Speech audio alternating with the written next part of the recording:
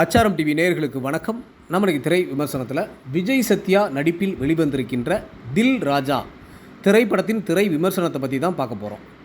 இந்த படத்தை இயக்குனர் ஏ வெங்கடேஷ் இயக்கியிருக்கிறாரு. கோல்டன் ஈகிள் ஸ்டுடியோஸ் சார்பில் கோவை பாலசுப்ரமணியம் தயாரிச்சிருக்கிறாங்க.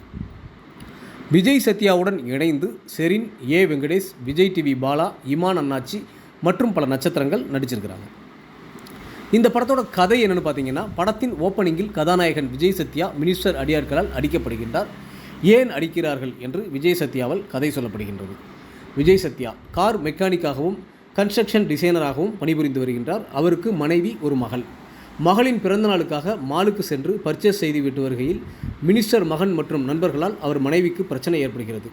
அந்த பிரச்சனையின் சண்டையில் விஜய் சத்யாவால் மினிஸ்டர் மகன் இறந்து விடுகின்றான்.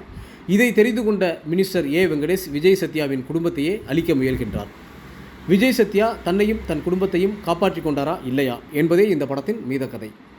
விஜய் சத்யா நடிப்பிலும் நடனத்திலும் சண்டை காட்சியிலும் சிறப்பாக நடித்துள்ளார்.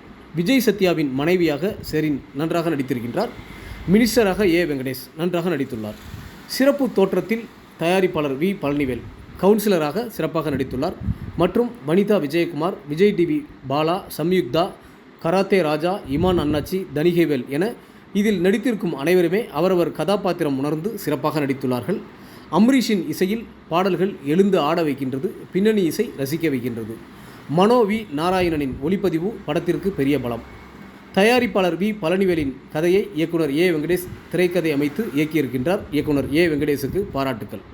ஒட்டுமொத்த படக்குழுவினருக்கும் ஆச்சாரம் டிவி சார்பாக வாழ்த்துக்கள்.